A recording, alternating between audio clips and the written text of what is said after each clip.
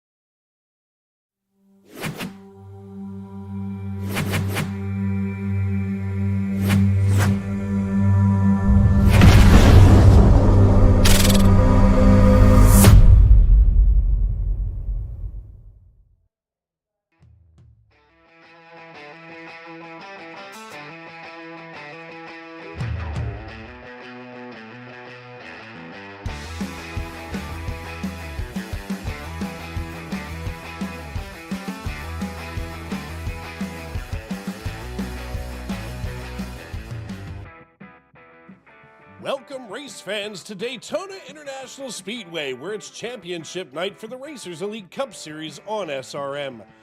The excitement is palpable as we're here today to witness the culmination of a thrilling season, and tonight history will be made as one driver will emerge victorious, etching their name into the annals of Racers Elite history. The competition has been fierce all season long, with each race pushing our drivers to their limits, and now under the bright sunlight and soon-to-be night lights, here at the World Center of Racing, we will see who has the skill, determination, and mental fortitude to be crowned champion. Let's take a moment to appreciate, though, the incredible talent on display tonight. These drivers have spent countless hours honing their craft and, studying the tracks and perfecting their techniques. They're all elite, and they're all the elite of the sim racing world, and they are here to give it their all. As the green flag drops, the adrenaline will surge and the battle for position will commence. We will witness side-by-side racing, daring overtakes, and strategic pit stops. The tension will be high and the atmosphere will be electric. I'm Dave Regal alongside my partner in crime, Mr. Shane Lake, here in the Tony Trapasso Memorial Broadcast booth, and we'll be with you every step of the way. From the green flag to the checkered flag, right here on Sim Racing Media. And Shane, you know how I feel about this place here in sunny Florida. You know that this 2.5 miles of asphalt gets me excited, and man, we are only 3 miles from where this sport came into existence. I can't wait for what we're going to see tonight. Man, Lake Lloyd is looking good right now, but these cars are going to be looking even better out on the track at near 200 miles an hour. John Ross will be claiming the championship as soon as the green flag drops, and what better way for him to do it than on the pole where he's currently looking, as we've got 4 other drivers within 9 points of each other heading into tonight's race. The championship, it might be locked up, but there's still plenty to play for. I'm excited to be here for the next 200 miles of white knuckle action. I'll tell you what, John Ross and Brandon Honeycutt have put on a clinic this season. We're going to get a chance to talk to, each of them at some point tonight, I'm sure. And, here's the thing. Out of all of our 10 previous races tonight, Brandon Honeycutt won 3 of them. John Ross won the other 7. And here we are in race number 11, waiting to see which one it's going to be. And oddly enough, Brandon Honeycutt qualified 12th, so he wants to kind of be back here a little bit deeper in the field. As drivers are getting ready to get into their cars, gridding is about to begin. We want to take a quick peek here at our beautiful race info. Let's get that bean footage up here on screen. Of course, it's going to be 77 degrees right now with that track temperature. There it is, a little bit more than 100 degrees. I'll tell you what, man, this is one of the times where I'm watching that track condition because at a place like Daytona, 101 degrees gets slick fast. Yeah, it does. And at 185, 190 miles an hour, once these tires start falling off, you really got to manhandle these cars to get around here. So it'll be interesting to see what these guys are going to be able to do with pit stops occurring within probably 35 laps, give or take. I say we got a 2-stop race on our hands easy. Yeah, and a lot of these drivers are already trained for that. They already think about that all year long and making this into a 1 or 2-stop race. John Ross is going to be our pole sitter tonight as Aiden Howard going to start on the outside of row number 1. And as I get, there's my controller over here. Truth Hoke and Brendan Wilcox, they're going to be in row number 2, while Diego Rodriguez and Larry Koblenz are going to be in row 3. Row 4 features Troy Thomas and Kirby Wainscott with Andrew Teft and Alan Bergen in row number 5. Row 6 is Zach Lockett and Brandon Honeycutt, of course, our other race winner this season, as Blair Holloman and Richard Ode are going to be in row number 7.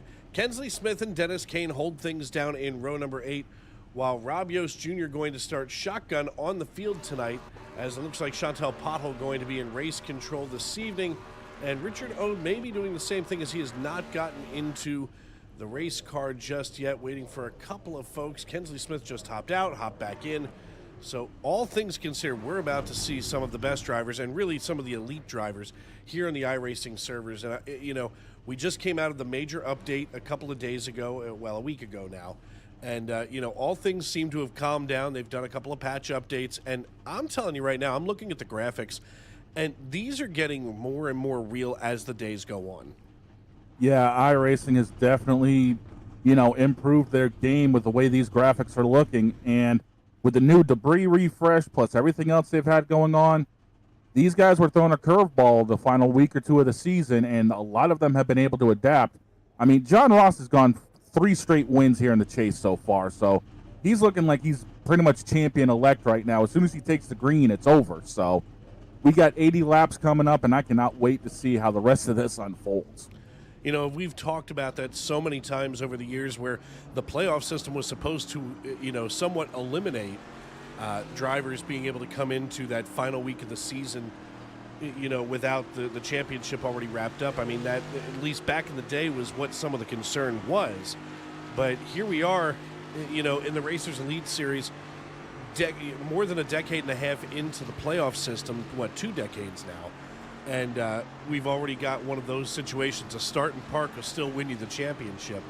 As we ride along with Bell Buckle, Tennessee's John Ross, we see Truth Hoke sitting just behind him, and Diego Rodriguez, my buddy here from Sunday Night NASCAR Cup Series action out of Adrian, Michigan. He's riding here in row number 3. You can see a lot of these drivers starting to, for lack of a better term, they're getting themselves all tangled up here. Yeah, pretty much. And as we look at the back bumper, the Outsiders number 55 of Truth Hoke now on board here with Diego. I'm telling you, seeing a lot of these cars here in the sunshine, it's definitely a different sight than what we're used to seeing for a 80 lapper, because we're used to going under the lights. So it's a little bit of a curveball for these guys, and I think there might even be a little bit of fuel saving going on already. Yeah, we're going to see a lot of that fuel saving come into effect as we get ready to roll tonight. Drivers here coming through turns 3 and 4, and man, I can't wait to see this. Here it is, championship night, the iRacing.com pace car bringing us here into turns 3 and 4. And folks, you know what it is. Final night of the season. Dave Regal, Shane Lake, Sim Racing Media, the Racers Elite Cup Series, and my buddy Tony Trapasso, who just had his birthday a couple of days ago. And the only thing that's left to do is it's time to wipe the visor and adjust the 5-point harness. Grandma, grab your sunscreen, your honey buns, and settle in. Race fans, it's show time! The green flag on the final race of the season has dropped, and John Ross is looking like he's trying to check out with Truth Hope behind him. It's going to take these cars about a lap to get up to speed, so there's still going to be a little bit of shaking and baking going on before we figure out how this field's going to settle itself out. Yeah, I mean, we're going to be side-by-side most of this race. We're not going to see that typical next-gen, let's go single file and pick one another off one at a time. We're going to see a lot of these guys, you know, door handle to door handle for most of this race. As we see the high line coming in, that's where our speed's going to be. You know, you're going to have a lot more momentum up there, and it becomes a feeder line to the bottom. What really is what we're going to start to happen is almost like those toys when you were a kid, the Jacob's Ladder kind of thing. And, you know, obviously right now we've got the 42 of Leroy Koblenz pushing Brendan Wilcox on the high side.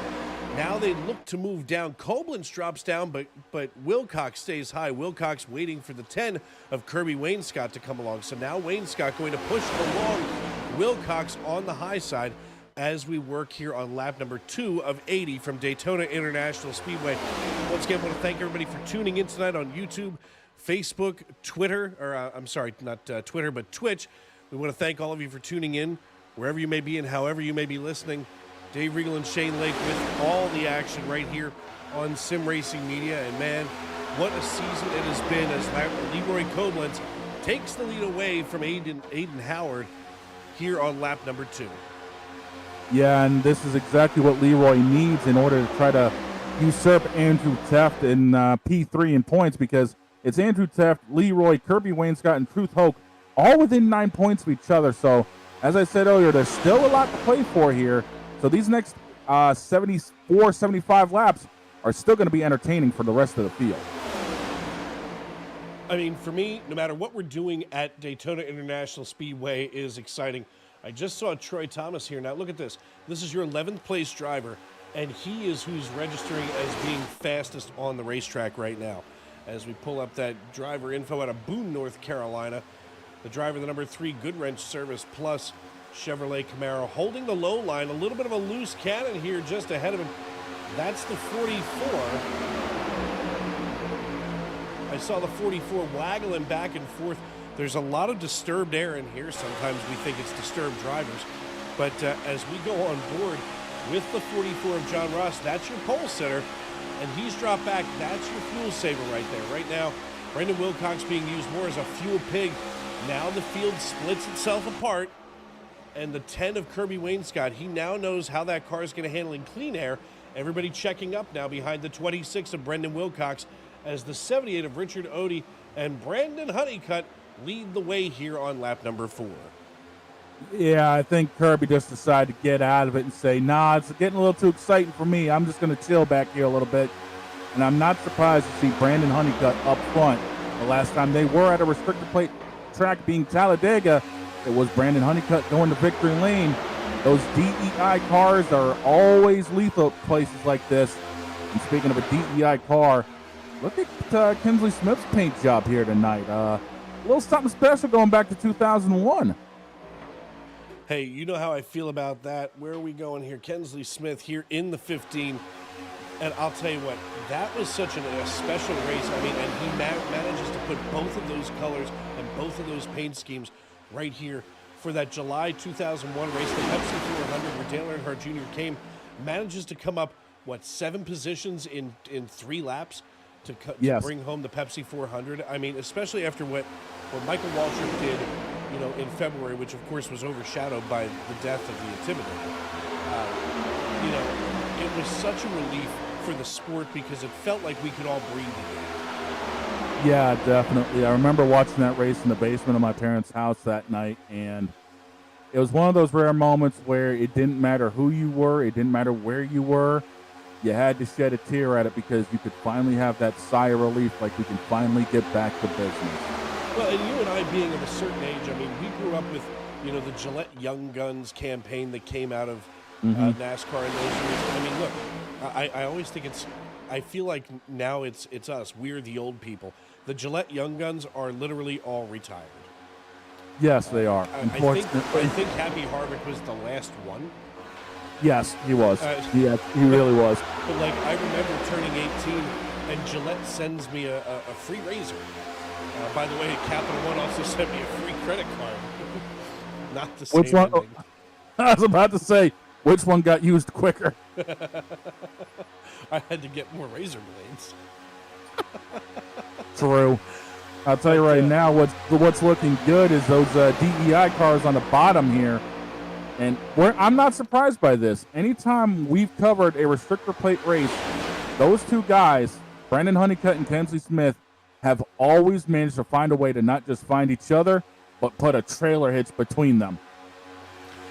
Yeah, and you know what? Sometimes that's the best thing to do on a restrictor plate track. You know that you're going to wind up being paired up with somebody. Your dance partner may as well be somebody who has the same shoe size that you do. You don't want to be stepping on one another's toes, especially when you're going into these turns at 192, 93 miles per hour, coming out and onto the backstretch. I mean, some of these drivers are holding it at 192, 93. We're at 195 coming down the backstretch as we come into turns 3 and 4. And that wasn't supposed to happen. Oh, I think we got somebody flying the drone again that isn't supposed to be flying the drone. Well, it's somebody who's on the beer stand. Alan, quit flying the drone. Now I gave him one job. Yeah, he ain't even doing that. Brandon Honeycutt so far doing a heck of a job leading this race. He just laid down fast time at 46.25 seconds as we're here on lap number 9. So far, a nice clean race. Now, I talked about it earlier that we weren't going to see a whole lot of that single file stuff. But here we go. They decided to make a monkey out of me. Now, one driver's decided he wanted to go high side. Oh, look. And Alan's got some friends up here on the high side. At first, it was just Alan. He said, come on, guys, we'll go play. We'll go outside and play. And all of a sudden, Alan Bergen's got himself a draft partner in the double nickel of Truth Hope as he looks out the rear window.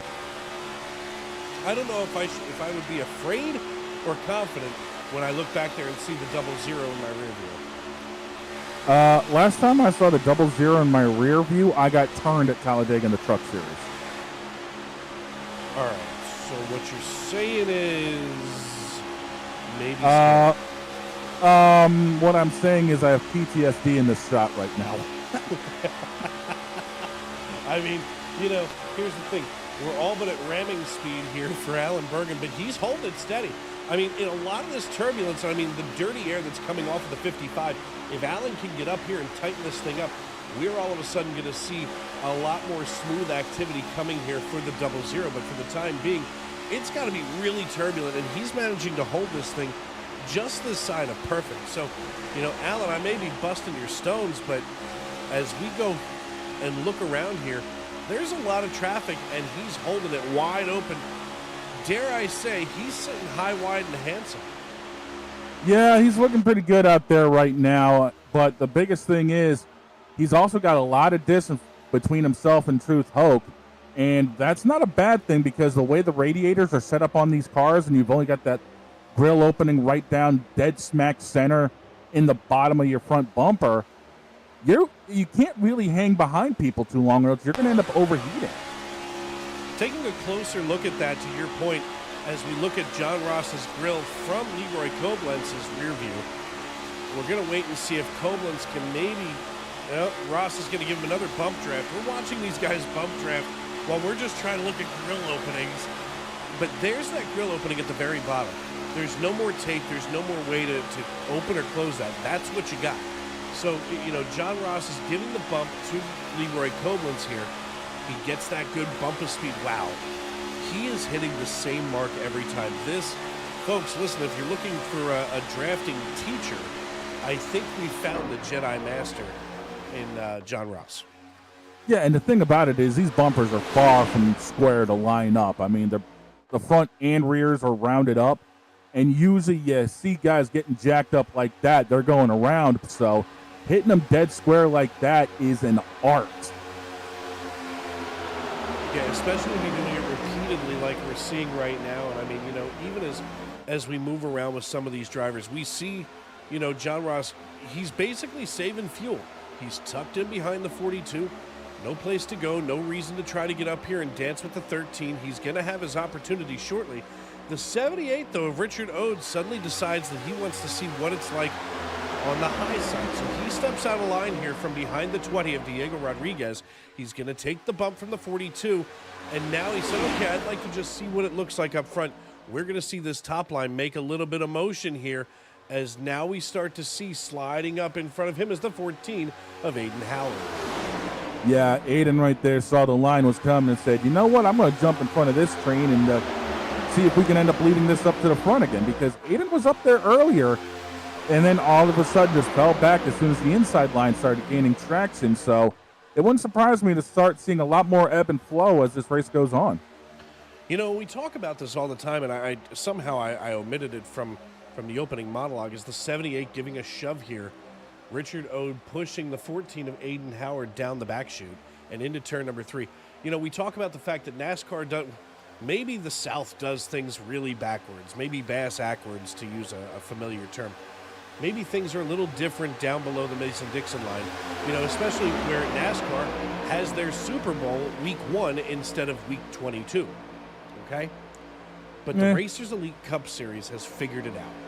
They have decided to take the Super Bowl and move it here to Florida in the final week. I think that this is a genius move, you know, especially because, first off, all of the excitement that has built up through the season is pouring through these drivers' hands as they move down the backstretch. Watch the 13 beat the bejesus out of the rear bumper of Aiden Howard in the 14. That Ford Dark Horse Mustang running here, coming out of turn number 4 in the lead, 15 laps in the books. But, you know, Racers Elite has figured out the secret sauce.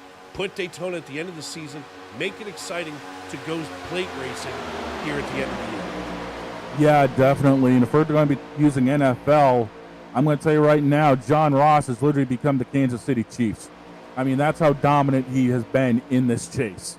And, you know, I was listening to Colin Cowherd earlier today, speaking of the Kansas City Chiefs.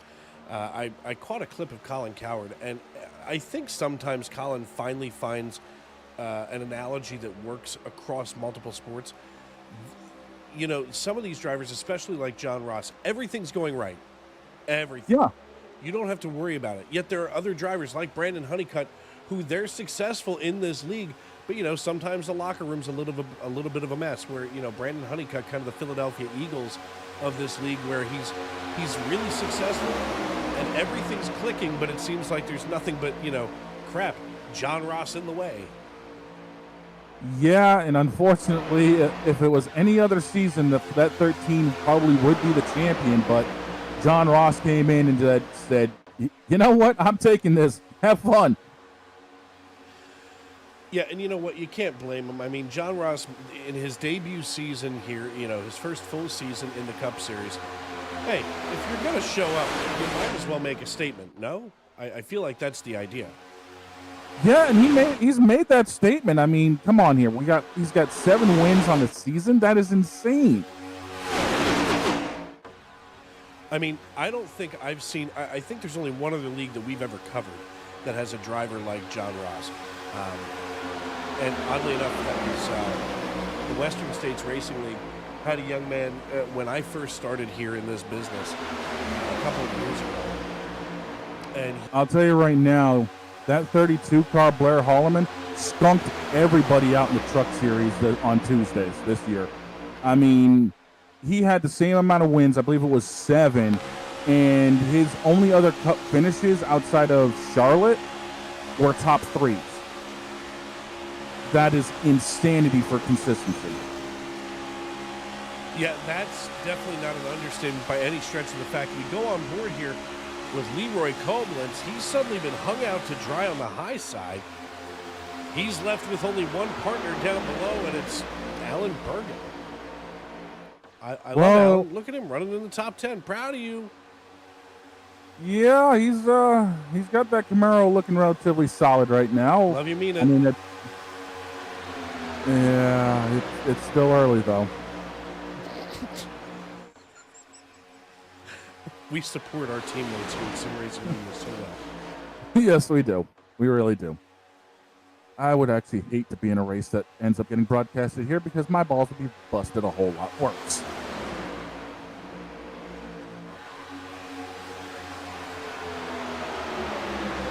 Because, and as we're right now riding up front here with the top 5, we still have Brandon Honeycutt and Kenzie Smith leading the way. You're good. And again, this is just the way this track is right now. We're seeing everyone starting to single file out. We've got pit stops getting ready to happen here. And I believe the next, I want to say,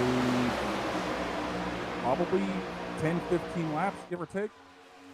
So everything is slowly starting to come back around, single filing out. It wouldn't surprise me to see these guys on pit road here before long, because now we're in fuel conservation mode.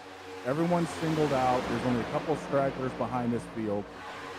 We'll have to wait and see when these guys start coming down and how aggressive they're going to be coming on the pit road. Well, and that's part of the deal here. You know, what we see coming toward us on pit road, we're going to see a lot of changes overall. You know, the interesting thing to keep in mind, though, is that these drivers, they're in a fixed setup. Everybody's chassis is exactly the same. There's no adjustments to make. I think that's the most interesting thing. The only adjustment that you can make is whether or not you take 2 or 4 tires or a full tank of fuel or not. Yeah, I think so. I mean, I think they allow a little bit of creature comfort, whether it's steering, offset, or what have you. But outside of that, it's the same deal. Y'all got the same chassis underneath you. So it's all about driver from here. Yeah, I mean, you know, a lot of what we've seen all season long is driver strength. You know, and you and I both look at iRatings and things like that. And I mean, you know, we don't usually share folks' iRatings, you know, here on the broadcast, just because it's to me, it's not necessarily important, because there's a lot of drivers where that iRating doesn't matter. They don't spend a whole lot of time in the. Sorry, I'm just reading it. They don't spend a whole lot of time in the seat. Well, it's not necessarily a whole lot of time in the seat, but it may be in the public sector. You know, once you get, you know, up to that 2,000, you think, okay, I can hold it, you know, with the public sector, so to speak. But, you know, you've got somebody with a 652 iRating racing around guys with a 2801, and yet, you know, 2066 is getting the job done.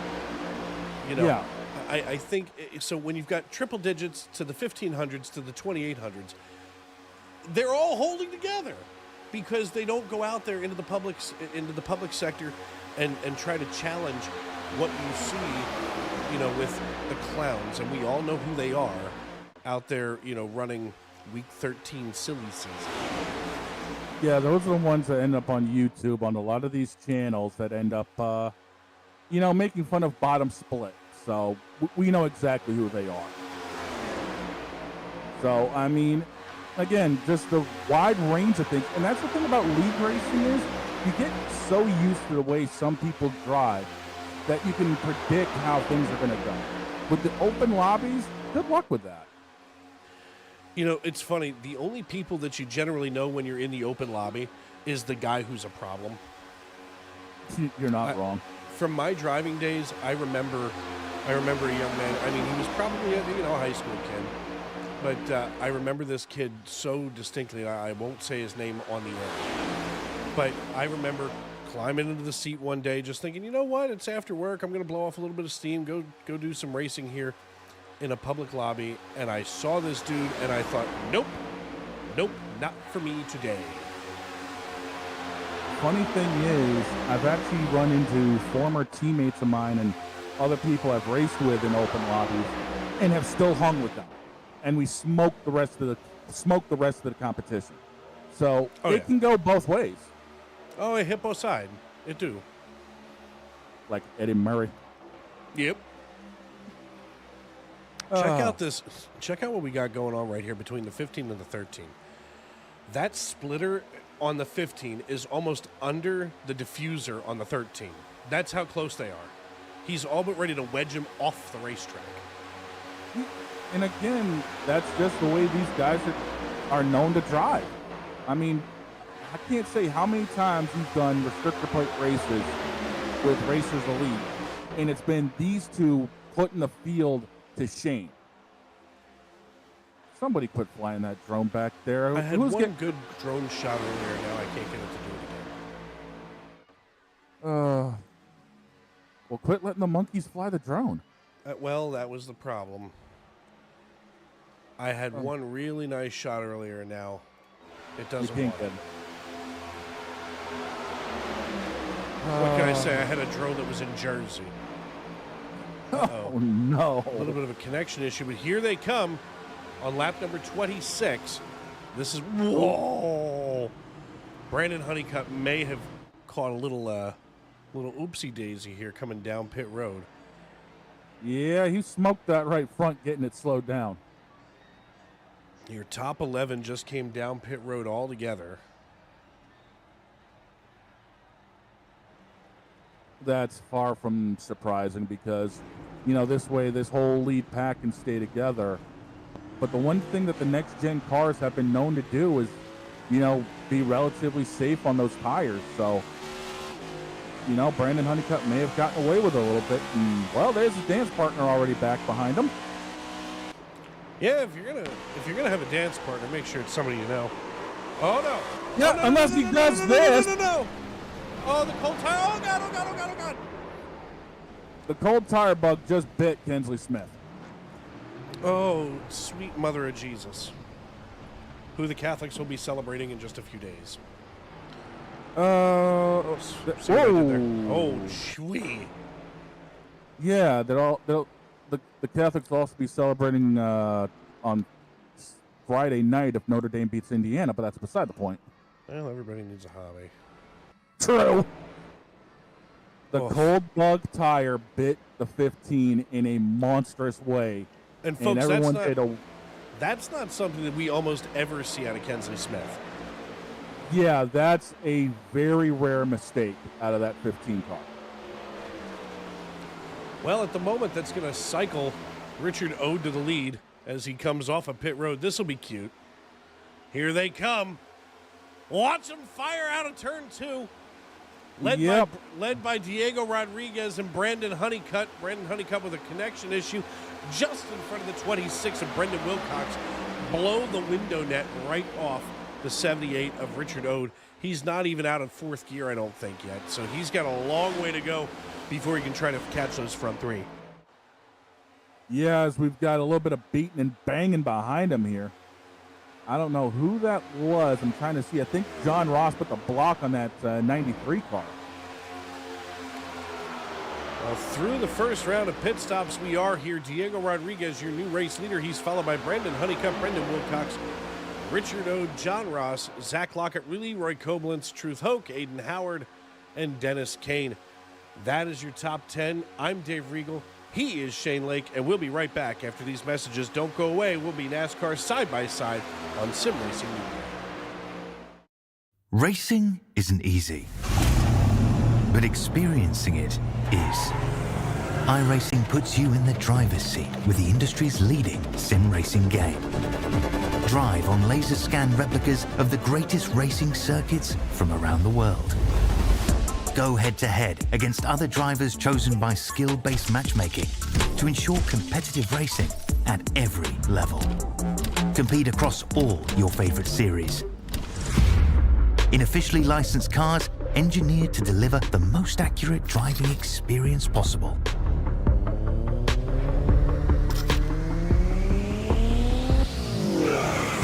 Join a race or host your own with players from across the globe.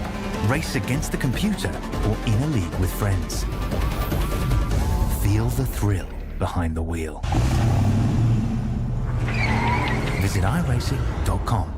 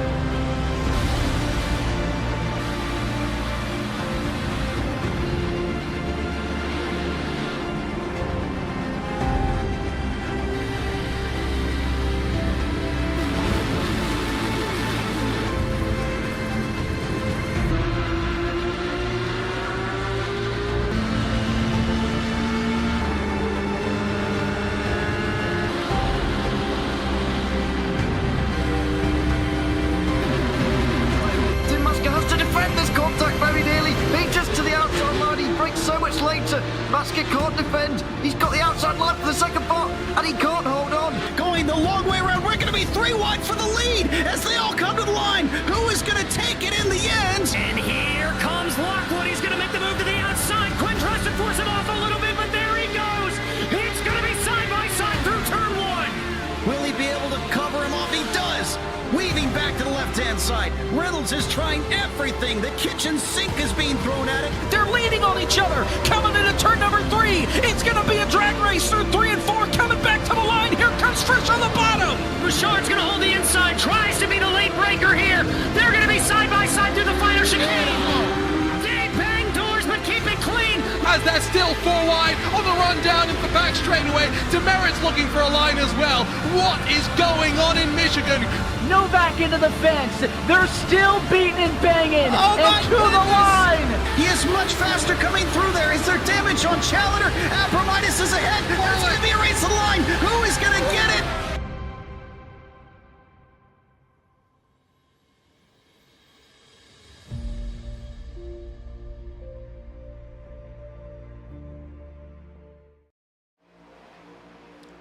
Welcome back to Daytona International Speedway, the Racers Elite Nextgen Cup Series, working lap number 34 of 80 here in Championship Week. Dave Regal and Shane Lake with you in the Tony Trapasso Memorial Broadcast booth.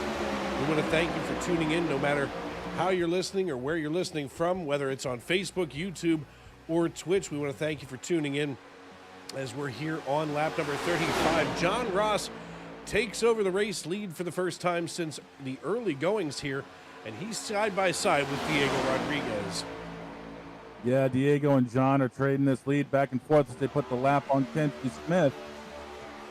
Kinsley Smith goes a lap down. Unfortunately, that spin on those cold tires really hurt him. But Diego and John are going back and forth with this lead, hammer and tong. You got Brandon Honeycutt on the bottom pushing Diego. That outside line has really yet to fully establish itself, with John Ross getting some help from the 93 Tennessee Titan paint job sported by Zach Lockett on that Camaro. And right now, Diego Rodriguez is getting absolutely shoved into turn 1 by Brandon Honeycutt. And again, John Ross is just not getting the help. Zach Lockett is literally shoving the daylights out of him, but he's letting him get too far away in the corners, and these guys are slowly dropping back. That inside line is far more established, and these boys that are on the outside are now dropping further and further behind. And now we could start seeing, once again, fuel saving become a huge picture here, because a lot of these guys were on pit road on lap, as we have our stats up here, between 26 and 27, and only took on enough to get a fresh set of stickers and some fuel. And these guys right now are hovering right around 46.2 to 46.4. So these lap times are slowly dropping a little bit as they're getting ready to put a lap on Kirby Wainscott in the 10. Kirby's just going to have to drop to the back of this pack and hope he can latch on, because now him and Kinsley are going to be the ones one lap down.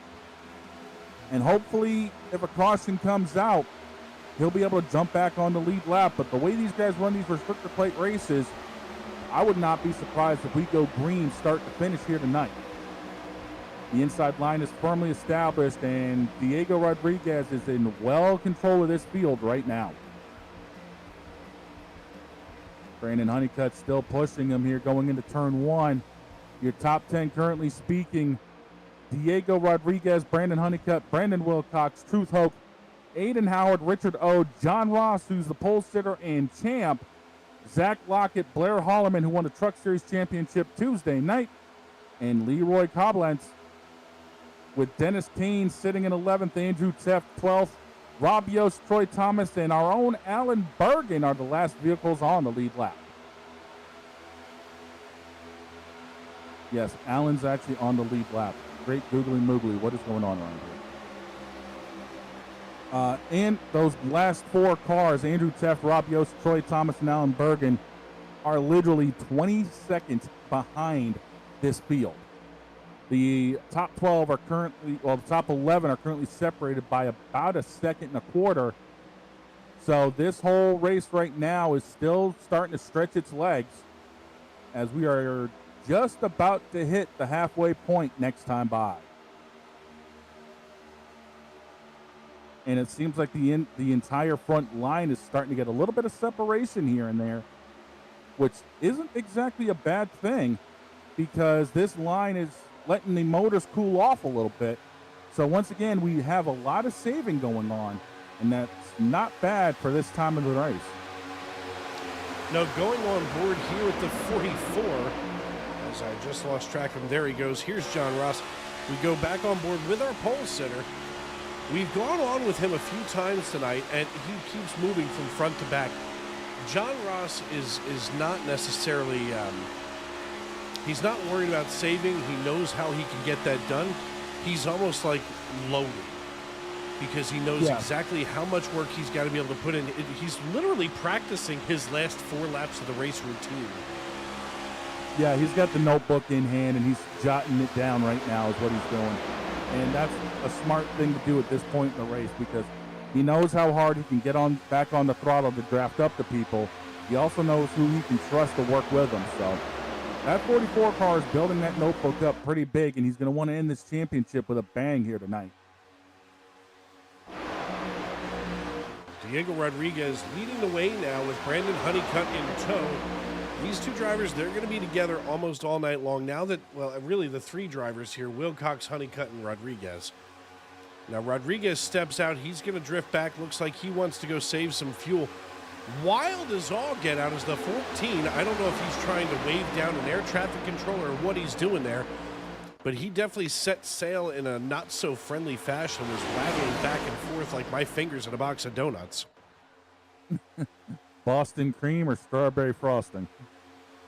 Strawberry frosting, never your Boston cream. I don't like pudding in my donuts. Ain't nothing wrong with a good Boston cream donut. Come on, no, it's pudding in the donut. If I want pudding, I'll have pudding. If I want a donut, I'll have a donut. Don't put them together. The war wages on. 42 laps in the books as Brendan Wilcox takes over the lead. Going into turn 3 and 4, he's running 188. You can bet that the rest of the field is moving much faster. Off the pace, though, is Kensley Smith all by his lonesome. Yeah, riding the high side. He is in the I am really not a happy camper right now camp. Yeah, he aggravated that car when he spun it, and it's not happy with it at all. There might be a little bit of underside damage that we're not seeing, and that's the one thing about these cars is that on the outside they can look relatively clean, but if you damage the floor, you can still hurt your car in the long haul. Well, and you know, that really highlights the way that these cars are built. Digitally, that is. You know, first of all, Logan Detweiler checking in, saying Merry Christmas to us. Appreciate you, Logan. But, you know, here's the thing. The way that iRacing designs these cars, of course, we all know about laser scanning tracks and blah, blah, blah, creating the realization of the track itself. But the cars go through just as much scrutiny in their design. You know, when you're talking about, you know, Kensley Smith doing a pirouette coming off of pit road and it possibly damaging his undercarriage, what video game do you see that in? That's why this is not a video game, it's a simulation. Exactly, and you know, I've been looking at the lap times these guys have run, and they have literally checked up a second from their best laps. So they're definitely bringing the pace down to save fuel. Well, and that all depends on a good leader, a mindful leader, very cutesy, very demure. There we go again. Very classy.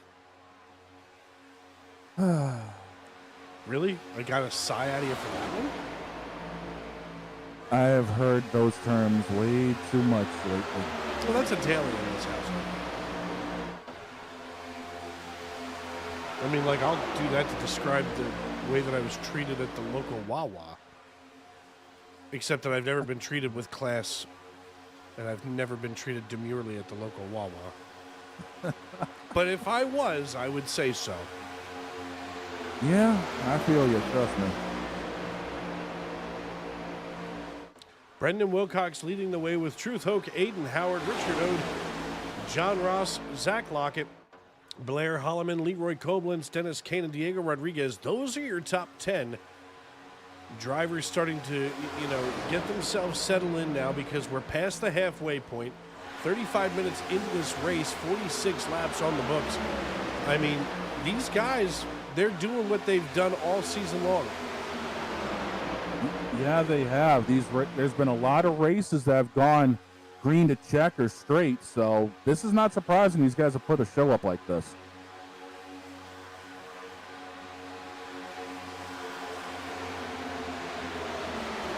So an interesting acquisition for the Philadelphia Phillies. Max Kepler just finalizing a 1-year deal pending a physical. Huh. At least you guys are adding a little something. Boston lost Tyler O'Neill to Baltimore. What's your feelings on indoor lacrosse? Well, it's a good thing to watch when there's nothing else on TV. I have no idea that we even have a national lacrosse league. I've seen the commercials. You've seen the commercials. Whoopee. God, you're missing such a great sport. Was down to Philadelphia Wings last weekend with my little guy. Took him to his first indoor lacrosse game. Oh, like hockey without skates. Nice. So this first group here, 11 cars deep, anchored by Brandon Honeycutt. Andrew Teft leads the next group. So it's Andrew Teft, Rob Yost, Troy Thomas, Alan Bergen, and Kirby Wainscott. Actually, no, Kirby Wainscott's in the lead group, so really it's Andrew Teft, Rob Yost, and Alan. With Kensley tapped on. With Kensley topping it off there at the end. Yeah. And these guys are like 20... Alan, get back in line. You get back in line right now. These guys are 22 seconds off of that lead path. I will scold him. Hey, Dragons are on checking in. Haven't seen him since the Monday Night NASCAR League ended. Dragon, good to see you. Glad that you've tuned in. Wants to know who I think is going to win the Super Bowl. And he's an Astros fan. Well, there's a lot wrong with that. Well, it's fine. His name is Dragon, and he's one of our fans, and he is in all kinds. Listen, he checks in with us all the time. Love it. And who do I think is going to win the Super Bowl? I don't want to say because it's going to make me throw up if I say it. It will if I swallowed poison. No, if I swallowed something that had to be regurgitated due to the Centers for Disease Control and Poison Control saying that I had to, that's the only way that I would say who I think is going to win the Super Bowl this season. It'll be between Kansas City and Detroit. Don't at me. Really? You went Detroit there for the NFC? Yes. They're just that strong. Okay, see, I didn't have that on my bingo card. I mean, I don't get me wrong, obviously playoff bound, but I didn't have Detroit in the Super Bowl on my playoff card, or on my bingo card. It's not like it's going to be San Francisco. They're too banged up. I can't say. I can't talk about Hey, it. look, I'll make my regular predictions, later on the sports show. We'll save it for that. How's that? That's fine. Just don't call me for a special appearance because I'll still throw up. We'll save you for something else, Dave. Don't worry about it. Needless to say, Honey Buns would be happy if I revealed my Super Bowl pick. As long as it's not Dallas. No, God, yeah. Do you realize that half of the NFC would have to die in a plane crash for Dallas to make it to the playoffs, much less get to the Super Bowl? Yes, I do. And yes, that's why I made the joke. And I'm a Cowboys fan. I'll tell you what's good. I think the cutest thing every year is Jerry Jones coming out and saying that they're contenders. Holy crap, does that sell some PSLs? And that's why we have a running gag on the show that's part of a beating a dead horse production.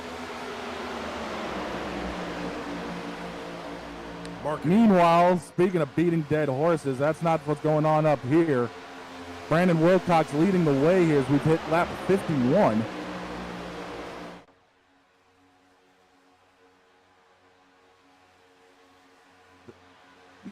I'll tell you right now, it's so weird seeing Truth Hope in a red paint job when we're so used to seeing him run that white truck.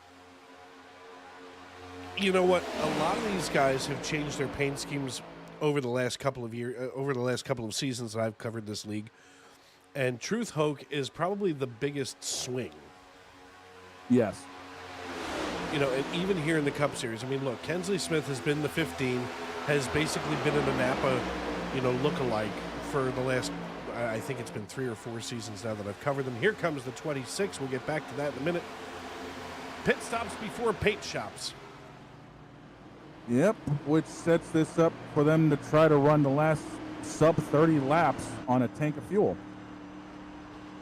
And they can do that now. 53 laps left. And listen, these guys are probably playing it a little liberally, if I may, and not that kind of liberal. That's a disease, liberalism. But Andrew Teft and Rob Yost coming in. They're going to come in early. That's going to cycle Andrew Teft up here to the lead. And you and I both know Andrew Teft is a fuel-saving maniac. Yeah, he is. The boss man around this place has been able to definitely put a few laps extra fuel in the tank. Sometimes I've wondered if he's gone to the Smoky Unix school of fuel saving. But seems to know what he's doing when it comes late race. How long have you been waiting to roll out Smoky Unix school of fuel saving? It just came to me. You and Noah's Arcade. You just open your mouth and out it came. Pretty much. Dragons Around's taking shots now in the YouTube.com live chat. He also thinks it's going to be Detroit. I'm Do you think Tim Allen goes back to cocaine if Detroit wins the Super Bowl? Too soon? Too soon. I'm taking a look here as, one of the things we've kind of neglected to peek at here. Track temperature is now up to 104 degrees. Now, you had mentioned it earlier that, a lot of people love racing Daytona at night because of all the grip that you have in the racetrack. But to me, I feel like this is better racing than anything. The cars are loose, the asphalt's slick, the tires are all kinds of oily. I mean, why would you not want to race in daylight in Daytona? Well, a lot of people feel like their cars are easier to control at night, and it takes a special kind of talent to run during the day. And these guys are that special kind of talent right now. So they're putting on the master class, and we just get to sit back and enjoy the show. Well, we see everybody now coming in here from this group of drivers. Here comes Richard Oden, the 78, the 44 of John Ross. Now, they're going to kind of drag race coming down pit road. I don't know if this is necessarily recommended, but hey, who am I to guess? You know what? I think that's the hardest thing as a broadcaster, as a commentator, as an announcer, not second-guessing someone. I was just watching an episode of the Dan Le Batard show with Stugatz, and they talked about, how dare you sit there, a man in my position. I've never driven a real race car. Virtual, yes, but how dare I say to somebody, I don't know if this is the right time to come in pit road. I'm sitting here in gym shorts and a t-shirt calling the race. I'm not sitting there sweating my hands off trying to, make a mileage decision with only a split second to make that choice, so I come in with a group of cars. I mean, it seems kind of preposterous to me. I mean, former driver for the both of us, we kind of have an idea what we would do, but, we're not the ones behind the wheel right now, and that's the difference in it. I'm telling you right now exactly what I would do. I'd be on the horn with my friend Bob, my Jedi Master, Bob Nestor, 2022 TNN Truck Series champion, and I go, Bob, now? He'd say, no. I'd say, Bob, now? No. Bob, now? Yeah, geez, you should have gone a lap ago. That's the conversation. That's what eventually moved me up into the broadcast booth full time. Yeah, no, I'd be looking at the fuel that I would have on my little black box and realize, oh crap, I should have came in 2 laps ago. Because I probably would have ran the thing out by now. Oh yeah, at least once. Easily. Dragon's got a rhetorical question for us. Do you think Dale Sr. would still be racing today, or do you think he would have retired? Retired in 2005. Really? Yes. And there's no way the wicked dragon of the South would have taken over DEI either. You know what, though? She never did anything to say. No, she just made sure that no one else could advance it. Dragon wanted to know if, and that's if Dale Sr. had not died. Yeah, that'd be awful hard to decide when to retire if you were already dead. I'm sure it would have been 2005. You know, well, I mean, that would have made him, what, an even 60 at that time? He was born in, Yeah. what, 55? 53. 53. No. He would have been 50 in 2001. That's all the older he would have been? Yeah, he was 50. He would have been 50 in 2001. I believe so. Yeah. Checking. Yeah, he was 50. He would have been 50 in April of 2001. My God, he was a baby. And the thing is, the 2001 season got robbed of a couple of special paint jobs because the word that was going around was Dale Sr. in 01 would have broken Terry Labonte's consecutive race start streak. And both of them are going to run Ironman paint jobs for about 3 weeks in April, culminating with Dale running it by himself, ironically, at Talladega. Huh. You know, I still wonder when I look at pictures and when I'm watching old film and stuff like that, which, by the way, I love the library that NASCAR.com has.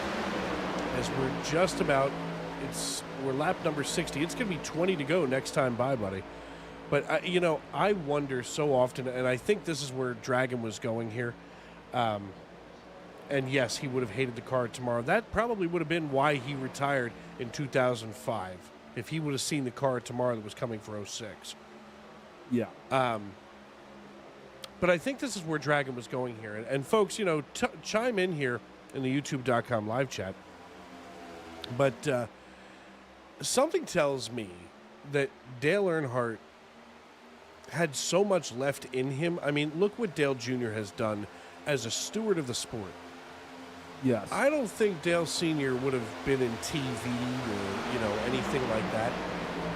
But there definitely would have been a place for him doing something in NASCAR after getting out of the car. Oh, he would have either been in the garage somewhere still, or he would have been in the France's ear up in the tower somewhere. So, you know, Dale, I think if he did go to TV, the rights would be a hell of a lot different than what they are. But I honestly believe he would have been preferring life either in the garage a la King Richard, or probably in the tower alongside the France family. Yeah, I mean, you know, to me, it just seems like there is so much left. And now that I think about it, at 50, now it's been 23 years. I mean, you know what? He may have hated the car tomorrow, Dragon, but I'll bet you we'd see him out there maybe doing some weird stuff like Schrader does. Testing it? Just playing around. Schrader doesn't have to go to work. He's not racing for work. He's racing for fun. Exactly. I mean, a lot of the COT testing Schrader actually did. Very true. Very true. Uh-oh. We're starting to see with 19 to go, drivers making sure they've got the equipment that they want dialed to perfection here. We watched the 44 of John Ross. He's side by side with the 32. Yeah, I think and that by should the be the way, 93. I think Lockett's painted wrong. Nope, there's the 93. Oh, there he is. There's Blair Holloman. He was on my score line. Yeah, Holloman is sitting P4 right now, and these guys have started to dial back the speed a little bit more. Last few laps prior to this, they were in the 49-second bracket. Now they're right around 47.5 to 48. So starting to pick up just a little bit here as the sands run out. Well, you know, believe you me, these drivers, they have been letting it cool down for the last, you know, at least 24 laps. But with 18 laps to go, you've got to start to pick up the pace just a little bit. I mean, even back here with Troy Thomas, Kirby Wainscott, Kensley Smith, and Alan Bergen. You know, then we look back here to the 98, and I thought the 98 was going to try to cycle back forward. They don't, and they wind up running in 10th position. Rob Yost in 11th with the 15 between. The only thing that could be really interesting, and this would just be so far outside of the possibility of normal, that something bad happens in the front and somebody like Alan Bergen goes from running in 14th to running in 6th. What type of evil are you wishing on? No one. It just came into my head. Don't you put that evil on me, Ricky Bobby. Don't you put that evil on me, Ricky Bobby. What do I do with my hands? Leave them at your side, you're good.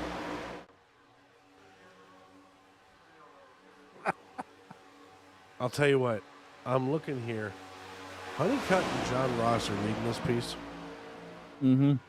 They've been leading this piece all season long, and nobody was paying attention. I mean, right now, Honeycutt leads. Yeah, and John Ross is right behind him. I mean this is the way that this season has shaken out, as we're 16 laps to go in the twilight of the year. Yeah, I mean, that's just how it's been. And again, as we were talking about last time around, Brandon Honeycutt won their race at Talladega earlier this year. John Ross finished third. So they both know how to get done up here. 15 to go. They're pushing the 10 around. Kirby Wainscott. Kirby trying to hold on to the lead lap. And you know what? If I was Brandon Honeycutt riding behind a lap car that doesn't want to go down a lap, yeah, I'd use him as a fuel pig too. Hey, I mean, everyone's basically saving. They've started to really pick the wick up now. They're within a couple of tenths of their fastest lap, so I think these guys now know they can go the distance. And as we've hit 14 to go, it's only going to get cranked up from here. 14 to go. We're on board with Brandon Honeycutt from Elizabethton, Tennessee. We drop back just a little bit further here, and we can see that this whole front group, all the way back through the 4 of Dennis Kane, that's 9 cars strong. They're all single file. You can bet dollars to donuts, though. They're plotting. Every last one of them is plotting to see what move they can make and when they plan on making it. That's why these guys have a little bit of distance between each other. Even with no draft help, Dennis Kane thinks he can run up there real quick. Maybe he just wants to high-five a couple of drivers on the way before he runs out of momentum. But the way that these cars are designed, even Dennis Kane looking real strong right now with 13 to go. Yeah, it wouldn't surprise me if we start seeing some highlight moves made here shortly. Because you see the gap between these two packs, and literally it has gone to 2 packs. It's 7 tenths of a second. Something tells me that that's going to slowly start closing. Yeah, I've been watching Dennis Kane here, which he's the last car in the first group, and Andrew Teft as the first car in the second group. And that time difference was shrinking for quite a while. And it just seems like it's now starting to re-expand like my waistline after Thanksgiving. Wait till after Christmas. Dragon has now asked the most. It's basically the penultimate question. I don't even know why you could ask a question after this. Do you think Dale Sr. would have gotten involved in iRacing also? No. He would have left that to Junior.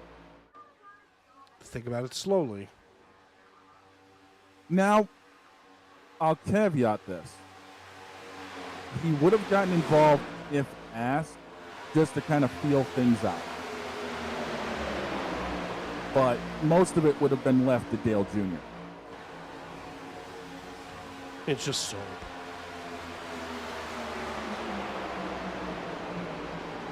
And, oh boy. Troy Thomas bringing out a caution here with 11 to go. Let's take a look.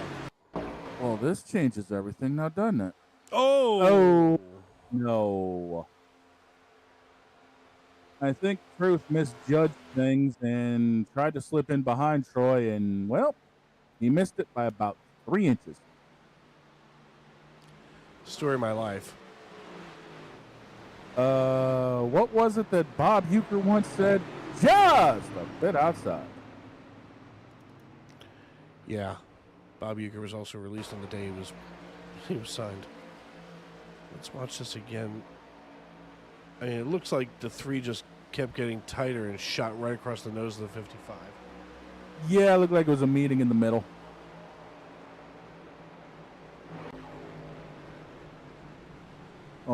Although if that was truly, yeah, but I have a feeling we're going to see everyone come down here, get some tires. I mean, it's going to be a shootout. We're going to have, what, 7 or 8 laps to go once they get this said and done. I wouldn't be surprised. You know, a little bit of fuel, get 4 fresh tires, and we're going to see some excitement here. We usually do see some excitement here as here they come down pit road. It's almost like you had it in your crystal ball. Did Bernard give that to you at the North Pole? No, I took it from Chris Berman. Whoop.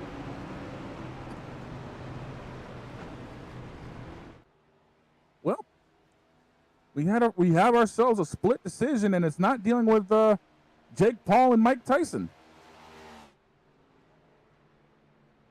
I'm breaking out all the references tonight. I really am. You're leaving me speechless. You're welcome. Brandon Honeycutt, John Ross, Zach Lockett, Brendan Wilcox, Richard Ode, and Aiden Howard. They make up your top 6. Those drivers that did not come down. As I'm looking at them, they don't have anything but I see a couple other drivers. They're sticking together that I can understand why. The top 5 didn't come in. Aiden Howard's the first one in 6th. So everyone from Honeycutt down to Ode are on 15 to 18 lap older tires. Oh boy.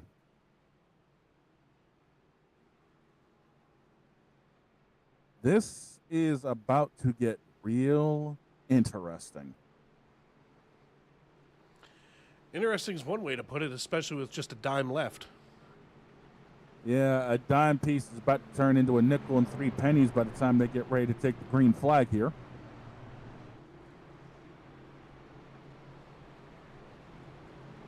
Did I do it again? Did I leave him speechless again? No, I was putting icy hot on my knees because I'm an old person. Don't feel bad. I have lidocaine I put on my back. Ah, okay. Well, then it's fine. Yeah, we're good here. Do you need help rubbing that in, or? No, I've also got a massage pillow for my back for these races, so I'm good. No, there it is.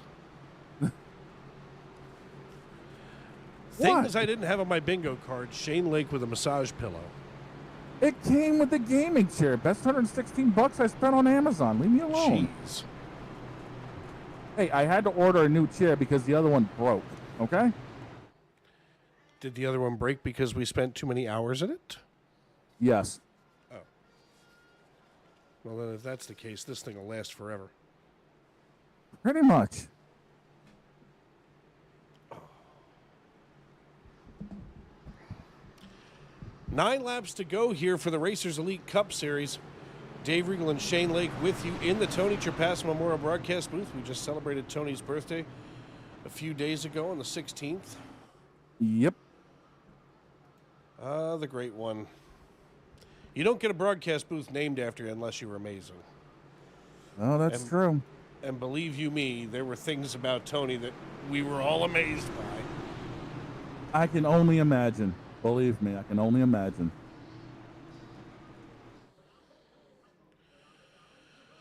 Brandon Honeycutt, John Ross, they're going to be on the front row here. And as we work our way down the backstretch, I got to tell you, I'm a little curious to see what's about to unfold here with what will be 8 laps to go when the flag goes green again. Yeah, because these front 5 on these older tires are about to be in a whole lot of trouble with the rest of this pack breathing down their neck.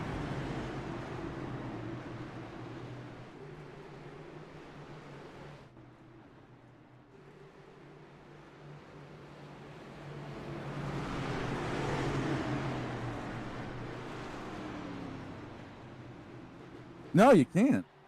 I mean, seriously, this race was flying by at a clip that was pretty much normal. And here we are with about 8 to go as they get ready to take the green. We're only an hour into this.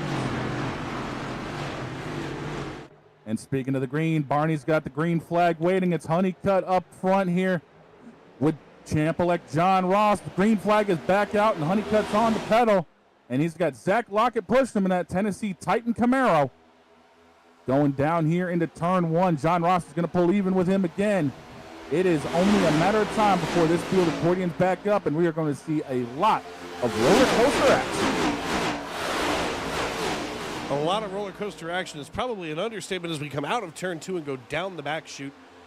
John Ross holding on to the race lead. That's also the championship lead, if you will, as Brendan Wilcox in the 26 shoves him down here turn toward number 3.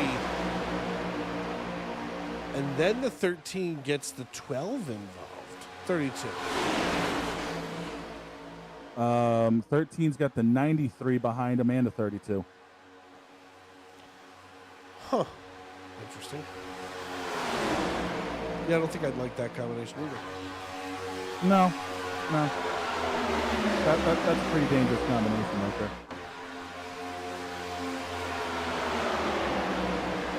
Richard Ode here running in 6th position. We're going to go on board. Check out the way that this car is bouncing around here on the high side. This is nothing but a turbulent, decision. Wow, going 3 wide is the 14, splitting the middle and bringing the 42 along in tow. Yeah, unfortunately, I think Ode's going to be falling to the back of this pack because he is fading in a hurry as you see Andrew Teff and that McDonald's 98 go past him. It's that inside line's a little bit more established. Now Ode's got to try to get back up here in a hurry. As we look at Allen's car, what in the world is that?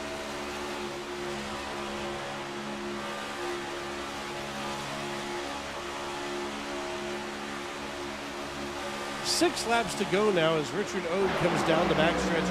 He's just in front of the 15. That's Kensley Smith, who's now holding on to the lead lap once again. That only puts Diego Rodriguez down a lap for the time being. And, Shane, we see so many times where it's almost the other way around in this league, where, you might get 6 cars on the lead lap and 15 you have to discount. Yeah.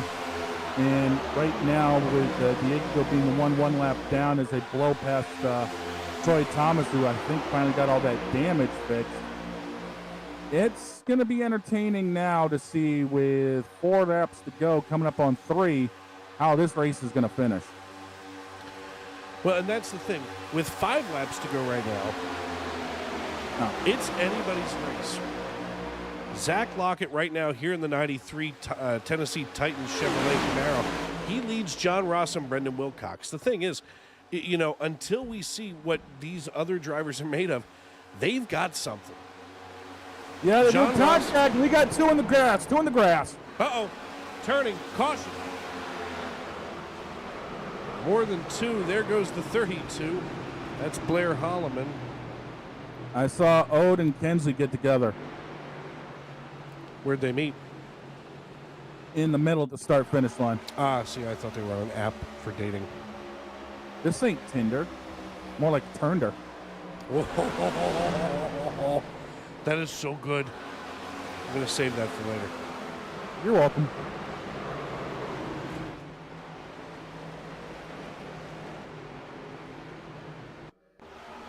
I'm going to go up here.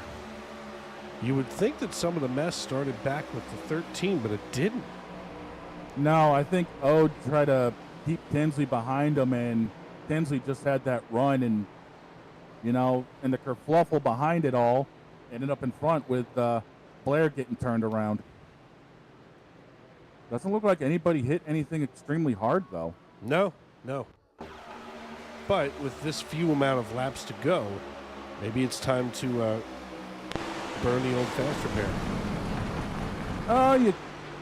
I don't think Kensley needs to. Blair Holloman maybe, depending on how hard that hit was on the right side. but I think he might be okay.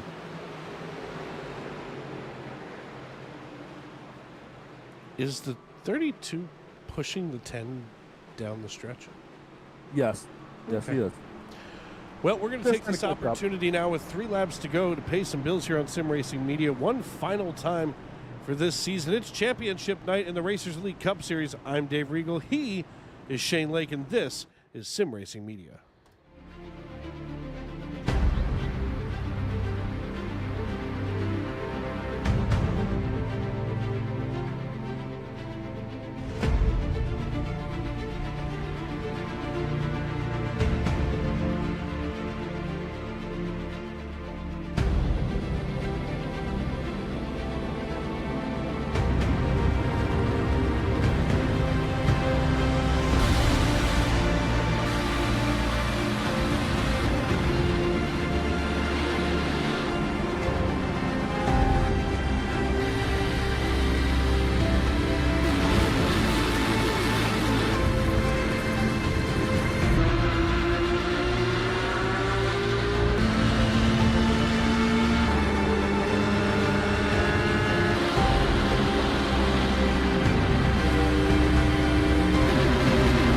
Tim Masker has to defend this contact very nearly. Being just to the outside line, he breaks so much later. Masker can't defend. He's got the outside line for the second part, and he can't hold on. Going the long way around. We're going to be 3 wide for the lead as they all come to the line. Who is going to take it in the end? And here comes Lockwood. He's going to make the move to the outside. Quinn tries to force him off a little bit, but there he goes. It's going to be side by side through turn 1. Will he be able to cover him off? He does. Weaving back to the left-hand side. Reynolds is trying everything. The kitchen sink is being thrown at it. They're leaning on each other. Coming into turn number 3. It's going to be a drag race through 3 and 4. Coming back to the line. Here comes Frisch on the bottom. Bouchard's going to hold the inside. Tries to be the late breaker here. They're going to be side by side through the final chicane. They bang doors, but keep it clean. As they're still 4 wide on the run down into the back straightaway. Demerit's looking for a line as well. What is going on in Michigan? Novak into the fence. They're still beating and banging. Oh, my and to the goodness. line. He is much faster coming through there. Is there damage on Challenger? Apromitis is ahead. There's going to be a race to the line. Who is going to get it?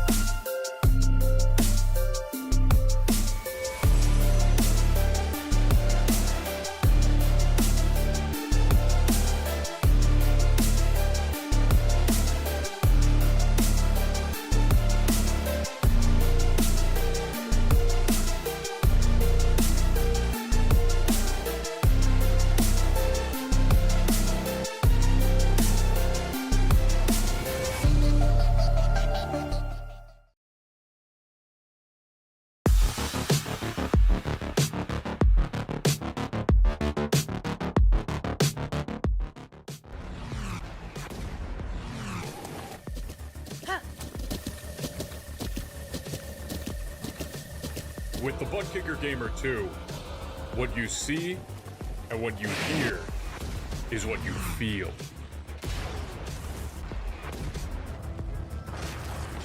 Butt Kicker. The future is feeling.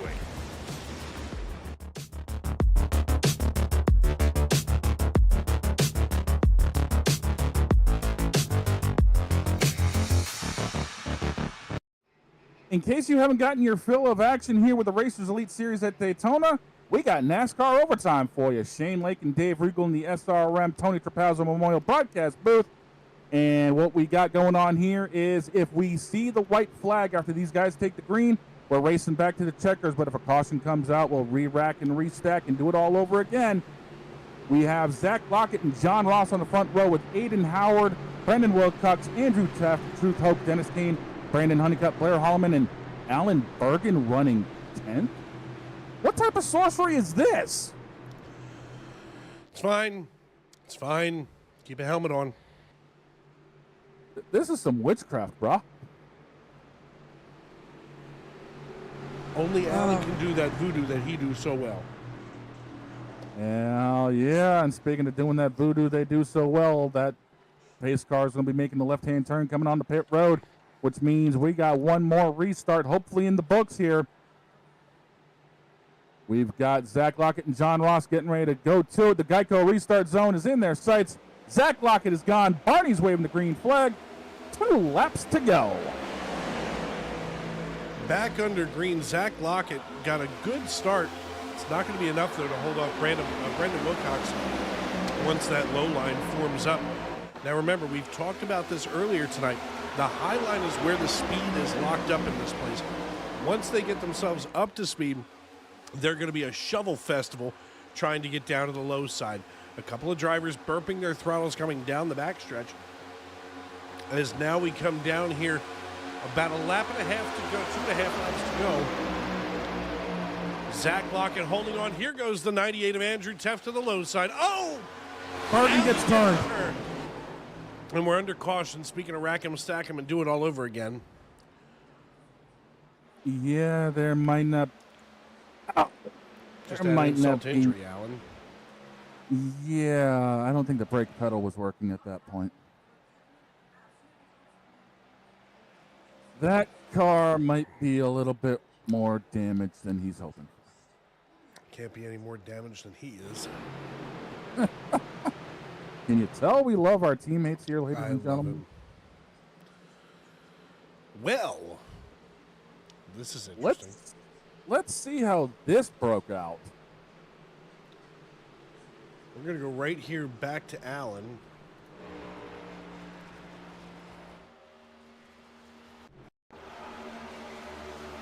There was a little bit of jostling. The 98 gets a hit from the 13. Oh, and the 15 and the 78 get together. That was a prior wreck. That was the prior wreck that put us under caution prior. No, it wasn't. Yeah, it was. Oh, crap. I think they rewound the VHS a little too far, ladies and gentlemen. Here we go. That looks better. Oddly enough, the 98 was getting another run at the same time. I'm not sure what I want to... Do I want to say what I think caused this? There's Alan on the high side. He got sucked right into the nose of the 10. Yep.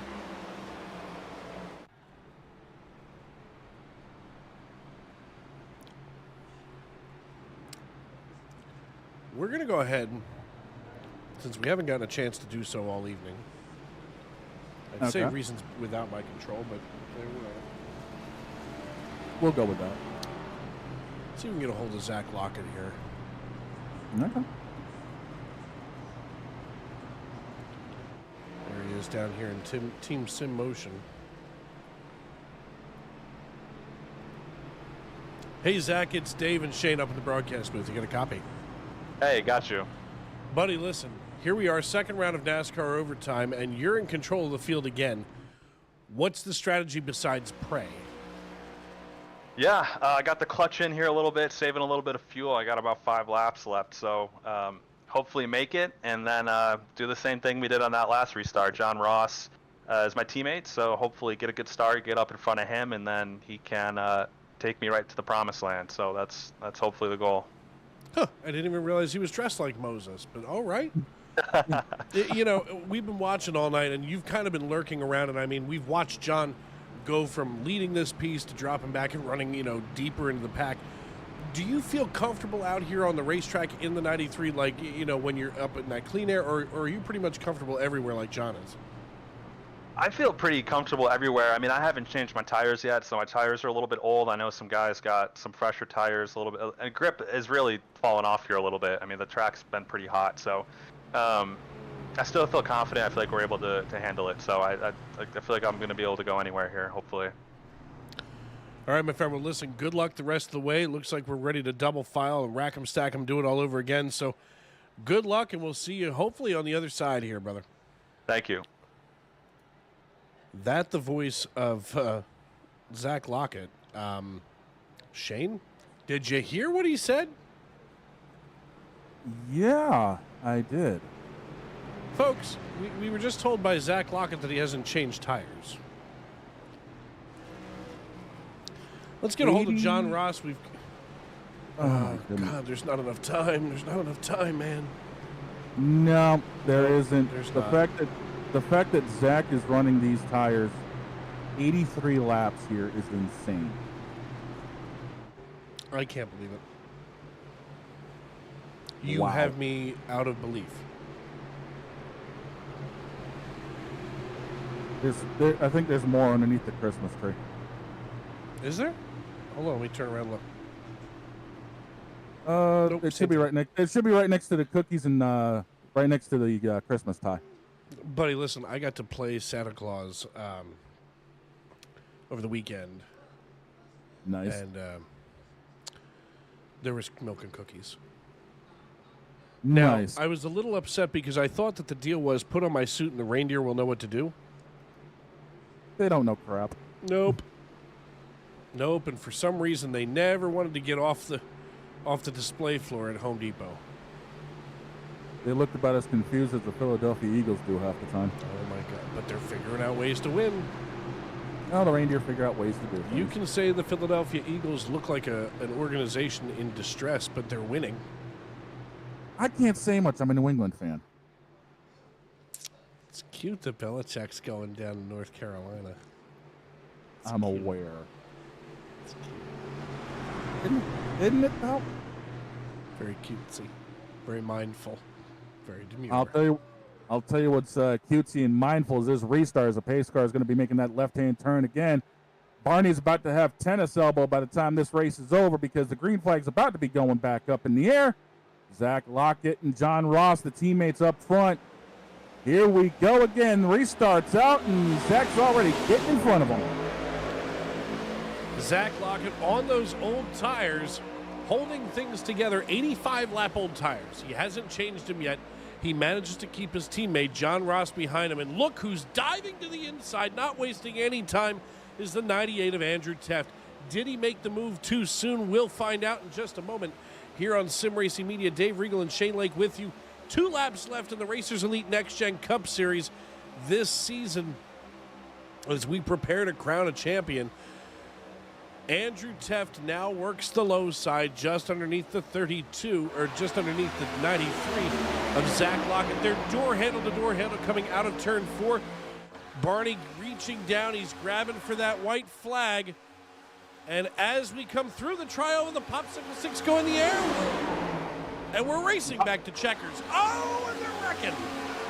Somebody just nosed it into the fence, but they're green still. The wreck happened behind them, and we got Zach Lockett still leading with Andrew Teft right down there on the inside still. That outside line's a little bit more organized. I think Andrew Teft's about to get left by the wayside. Here comes Zach Lockett and John Ross leading this piece. They're going to have to settle it probably amongst themselves. Here comes Stu Kinsley Smith. Come through with Kinsley Smith behind him pushing.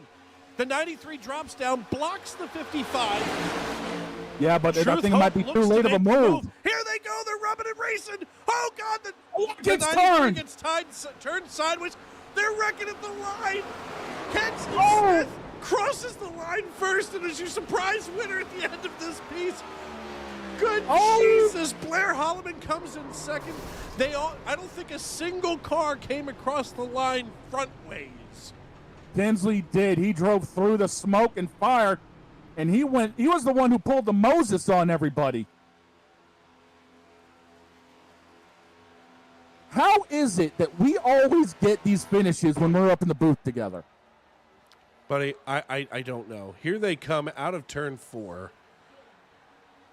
Lockett gets turned as we're getting towards pit road here. There he goes. Truth Hoke gets smacked around, but Kinsley's already around him. Our top 3 are the... wait. Yeah, our top 3 were the only people that came across the line facing forwards. And even then, 2 of them wrecked behind Kinsley after the fact. Have you ever? No. Never have I ever. We're going on board here. This is worth every bit of this. Why do you think I love this place? Truth Hope gets the one. He tries to get there, doesn't help. Zach Lockett tried to shut the door. Truth ends up turning him, and Kensley Smith goes straight through the fire and picks up the piece here. We're going to go on board with Richard Ode. Oh, this ought to be a view and a half.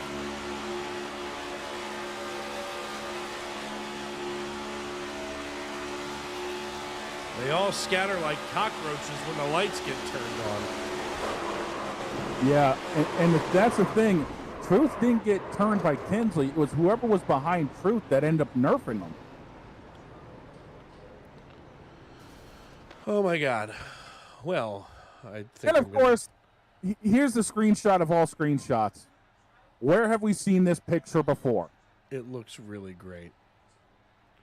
It 2001, anybody? Absolutely fantastic. Let's go ahead and get our race winner, Kensley Smith. If I can find him. There he is. Kensley Smith, Dave Regal up in the broadcast booth. You got a copy? Yes, sir. Buddy, that could not have been a crazier ending to this race. It was only you guys that finished on the podium that came across the line facing frontwards. Oh yeah, it was crazy. I don't know how I even got in the position to be able to come back and win this one after wrecking off pit road. You know, I was thinking that earlier after watching what happened earlier. I thought, oh my God, you know, when I looked up and saw timing and scoring and where you were as everybody started to wreck, and all of a sudden I'm watching your number move further and further, I'm thinking, oh my God, Kensley Smith is going to come from being down and out to, or nearly down and out to the checkered flag, and here you are parked in, of course, where Michael parked this car, you know, some 23 years ago. Listen, I love this paint scheme, man. Like, you made my day tonight. Yeah, this one's both of Dale Jr. and Michael's paint scheme put together into one. When unfortunately the next Daytona race after Dale Sr. died. So I kind of figured put it together and run it, and it's just I was saving it just for this race to race it at this race, and it just so happened I'm here sitting exactly where they were on the field, both of their cars hugging on top of Mikey's car. So yeah, man. I mean, this is just perfect, and I mean, a perfect paint scheme for a perfect day at the best racetrack, for my money at least, on the planet, and the perfect end to a season for you. What are you looking forward to as you get ready for next season? Run more races and get back focused. Took a lot of time off this season from Xfinity races and just kind of chilled out and mellowed out throughout this season, and it's just time to refocus for next season. All right, my friend. Well, listen, congratulations once again. Before we cut you loose, you know I always got to ask you, who do you need to shout out, and who helped you get it done on the 15 team tonight? Of course, Brandon Honeycutt. When I wrecked coming off pit road, he was like, "No, don't spin." So it was really tough because I thought my partner was going from me, and we were trying to get back together there on the last lap, but it didn't work out. And then everybody else at Driving Extreme Inc. We talk all the time and get along very well, and of course my daughter for sitting here watching me do the races and stuff like that, and then Andrew for putting on the league, and you guys at SRM for broadcasting for us, and then Shirley Dawson, my number 2 fan. All right, my friend. Well, listen, congratulations. We'll see you next season. And listen, take a couple weeks and take a deep breath, and Merry Christmas to you. Thanks, sir. Shane, I believe you have with you now down on pit road Blair Holloman. Yeah, standing next to the number 32 Valvoline Chevrolet. Blair, okay, you won the Truck Series Championship Tuesday night. You come here. Talk to us about going through that smoke show in the final lap. Well, I know when you're pretty much around the last lap of Daytona, you pretty much set yourself up to, well, the foot's going to be on the floor. whatever happens, happens. I was pushing Teft, and we didn't really have much going behind us, but I know staying locked on his bumper, we'd stay close to the guys that were on the outside. Saw Truth and them drop down, so it's like, well, we'll get their draft. We come off of 4 and see one car go to the inside. I see the front end of Truth's car, and then I get knocked under the yellow line, and see Kinsley made it through without getting hit with anything. And I snuck away with a second place. It's quite interesting there.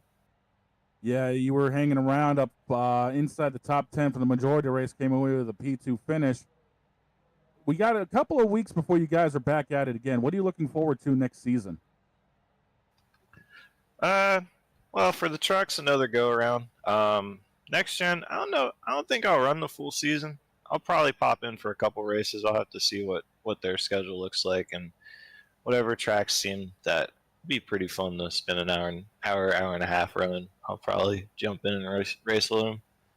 But just the influx of new drivers. I know next gen, there's a couple people are joining in, and I know with the trucks, there's quite a few new people. So it's always fun to see what new talents are there. You know.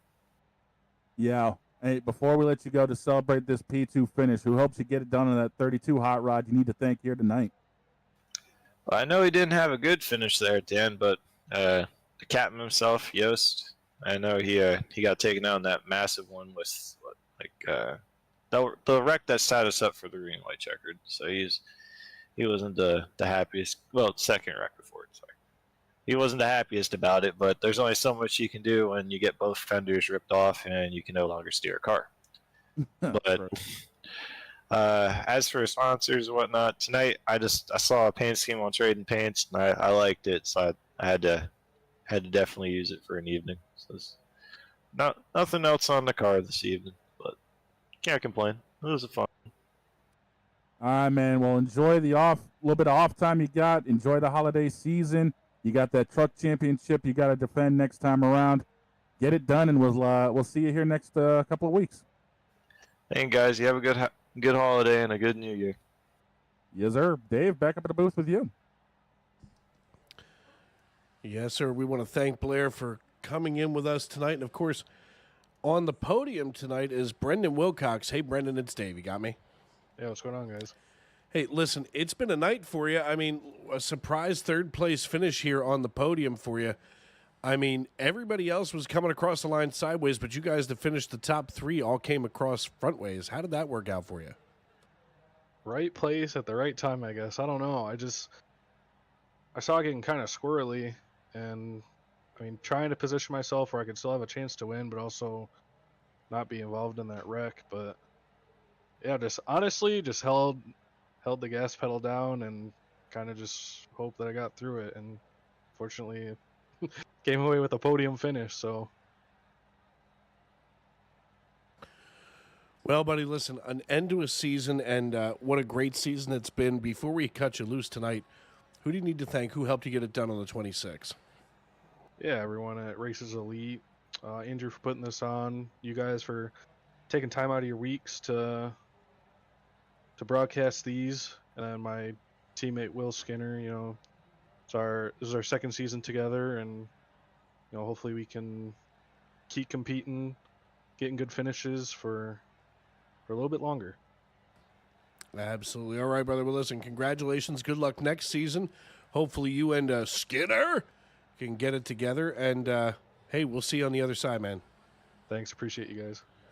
Absolutely. And last but certainly not least, our champion of the season with you now, Shane Lake, is John Ross.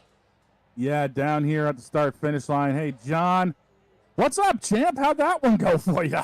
Well, listen, we're out of the care center. Everything's okay. You know, about how you would expect a super speedway to go. And Zach is one of my teammates. He's going to come and run next season full time, which we can't wait for that. But you know, I got behind him. I said, man, I've got nothing to lose. I'm just going to push you like crazy. And it looks like maybe he stayed up a little high and Truth got underneath of him, and then just melee from then on out.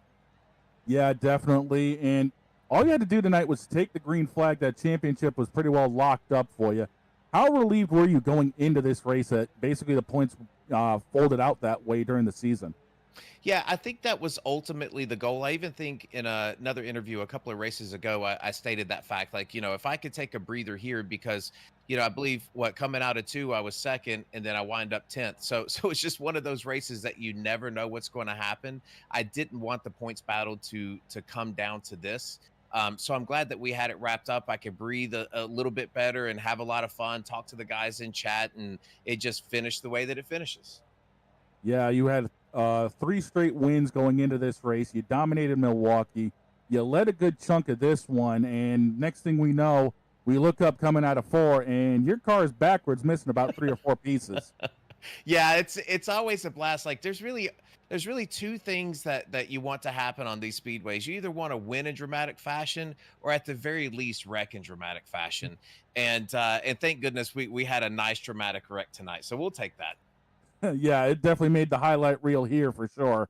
Before we let you get out of here to celebrate this championship and enjoy the next couple of weeks off, who helped you on that 44 that you want to thank for all the support here tonight?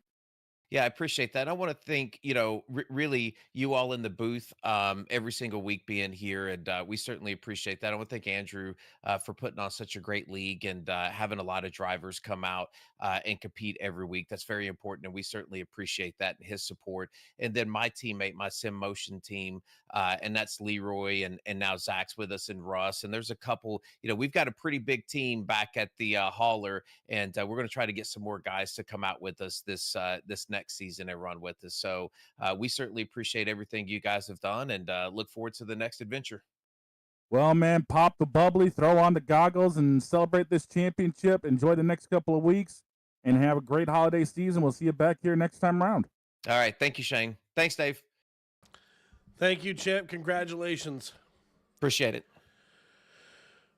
Well, Shane, another one in the books, another season coming to a close here, and I'll tell you what, I cannot be happier for the results that we've seen for these guys. I mean, as the curtain closes on this season, there's a lot that we can take away and a lot that I think that we're going to see them build on in seasons and years to come here in the Racers Elite Next Gen Cup Series. I mean, these guys have their act together. They know what they want, and they're ready to just wrap their arms around it and capitalize. I think what we've seen this season has been incredible, and especially where 2 drivers are just so dominant all year long. Yeah, definitely. John Ross put his stamp on the championship this year after dominating Milwaukee, leading 110 laps there. And today, Dave, we got the fireworks show we expected. We just didn't figure it would take an extra 8 or 9 laps to get it. Yeah, but sometimes the best things are the ones that you have to wait for, and we really got to see a lot of that tonight. So congratulations, of course, to our champion, John Ross, and, of course, our race winner, Kensley Smith. And, folks, we want to thank all of you for tuning in this season to the Racers Elite Cup Series. Of course, I'm proud to be your voice here of the Racers Elite Cup Series week in and week out on Sim Racing Media. I want to thank you for tuning in on YouTube, Facebook, and Twitch. And, of course, we want to thank you for welcoming us into your homes, onto your phones, wherever you may be and however you may be listening. And tomorrow and every day, as you walk down the road of life, please don't play in traffic. Good night, everybody. Until we meet again.